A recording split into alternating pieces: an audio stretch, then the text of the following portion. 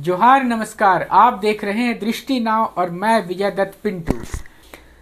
Bharatiya Janata party चाहे जितने नारे लगा ले मोदी मोदी, जितना हिंदू मुस्लिम कर ले, मगर जमीन पर आरएसएस का जो दबदबा है, आरएसएस का जो आधार है, दरक चुका है। जी हाँ, यह बात आज मैं अपने इस खबर में साबित कर दूंगा।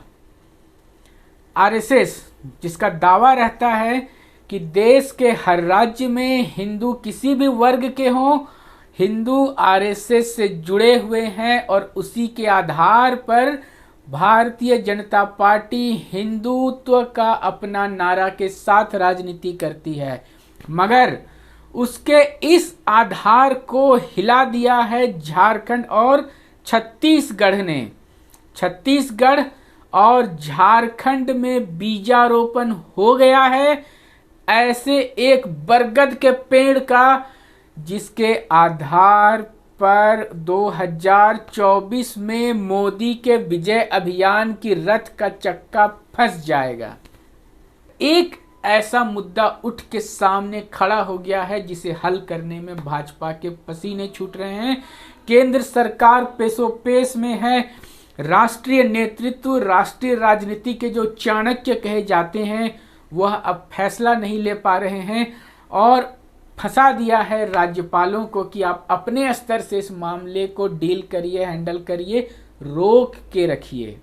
रोकना जरूरी है, उनकी राजनीतिक मजबूरी मैं समझ रहा हूं, मगर कब तक रोक पाएंगे? जिस प्रकार से बवाल उठ रहा है, लगता नहीं है ज्यादा दिनों तक रुक पाएगा मामला। आइए मुख्य बात पे आते हैं। छत्तीसगढ़ में पिछले साल दिसंबर में एक विधेयक पारित हुआ। इस विधेयक को पारित होने का आधार मैं बताता हूं। सभी को जानकारी में होगा कि देश में 50% का एक बैरियर था। 50% की सीमा रेखा के नीचे आरक्षण का एक दायरा तय था, सबका एसटी, एससी, ओबीसी सभी वर्गों का, और 50% अनारक्षित होते थे, जिसमें पूरे देश से किसी भी वर्ग के लोग उस अनारक्षित श्रेणी में सरकारी नौकरियों के लिए आवेदन कर सकते थे। ये 50 का दायरा टूटा ईडब्ल्यूएस आरक्षण से। ईडब्ल्यूएस आप लोगों को जानकारी में होगी, आर्थिक रूप से पिछड़े हुए सवर्णों को केंद्र सरकार ने दिया आरक्षण। जैसे ही ये बैरियर टूटा, कई लोगों के दिमाग में हलचल मचा कि यही मौका है, अपनी राजनीतिक जड़ को इतना मजबूत कर लो जिसके आधार पर सालों साल राज करेंगे। और कुछ ऐसा ही हुआ। झारखंड से बात करते हैं शुरू। झारखंड में कुछ ही दिनों पहले 11 नवंबर को एक विशेष सत्र का आयोजन हुआ और इस विशेष सत्र में हालांकि चर्चा में रहा कि 1932 के खतियान पर आधारित स्थानीय नीति बनाई गई, मगर जो मास्टर स्ट्रोक खेला गया था यूपीए के झामुमो के नेतृत्व में चल रहे सरकार के द्वारा, वो स्ट्रोक था कि यहाँ पर 77% आरक्षण का एक बनाया गया फाइल, एक विधेयक पास किया गया विधानसभा से, और जो सामाजिक समीकरण है उसे देखते हुए नहीं सकी भाजपा भी सदन में विरोध करने का, हिम्मत जुटाने का, साहस करने। भाजपा हालांकि सदन में विरोध नहीं कर सकी क्योंकि भारतीय जनता पार्टी के जहन में यह डर समा चुका था कि अगर विरोध करते हैं तो ये जो आर्थिक रूप से पिछड़े लोग हैं, जो समाज की मुख्य धारा से लंबे समय तक दूर रहे हैं, वो सारे लोग भाजपा के हमेशा के लिए विरोधी हो जाएंगे। बात ओबीसी की हो, एससी की हो, एसटी की हो, किसी की हो। इसीलिए भाजपा ने खुल के विरोध नहीं किया, सदन में समर्थन दे दिया, मगर राजभवन में उसे अटका दिया गया है।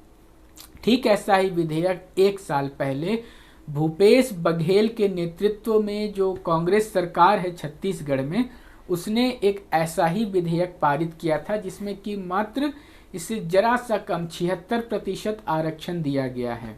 आरक्षण का कुछ क्रम इस प्रकार है।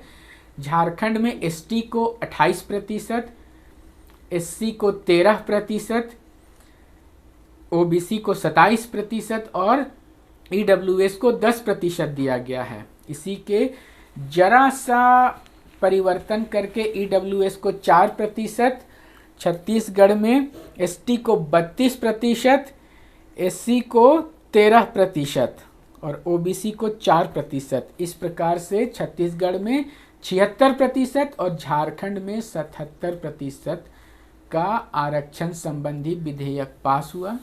इस विधेयक को राजभवन भेजा गया। उसमें नत्थी करके एक नोट जोड़ा गया है। उस नोट में लिखा है कि 9वीं अनुसूची के तहत, ये शब्द क्यों लिखा है ये भी बताऊंगा, 9वीं अनुसूची के तहत इसे राज्य में केंद्र के माध्यम से लागू किया जाए। अब 9वीं अनुसूची का जिक्र इसलिए आता है क्योंकि देश में तमिलनाडु एक ऐसा राज्य है जहां 9वीं अनुसूची के तहत ही इसी प्रकार से आरक्षण को लागू किया गया था। वो एक शुरुआत हुई थी। हालांकि बहुत सारे लोग हैं जो कि अब एक जस्टिस इंदिरा वर्सेज नागार्जुन एक आया था आपका न्यायालय, माननीय न्यायालय का आदेश, जिसके बारे में चर्चा करने लगे हैं, मगर वो यहाँ पर अप्रासंगिक इसीलिए हो जाता है क्योंकि उस समय 50% का दायरा था कि 50% आरक्षण रहेगा और 50% अनारक्षित रहेगा, मगर वह दायरा टूटा। माननीय सुप्रीम कोर्ट और माननीय संसद के द्वारा, माननीय केंद्र सरकार के द्वारा इस दायरे से बाहर निकलकर ईडब्ल्यूएस को आरक्षण दिया गया, तो 50 का यह बैरियर टूटा और 9वीं अनुसूची का एक प्रावधान का एक रास्ता तमिलनाडु के माध्यम से सभी इस प्रकार के नियमों को लागू करने का दिखता है। अब केंद्र सरकार है पेश में कि इसे कैसे सुलझाएं।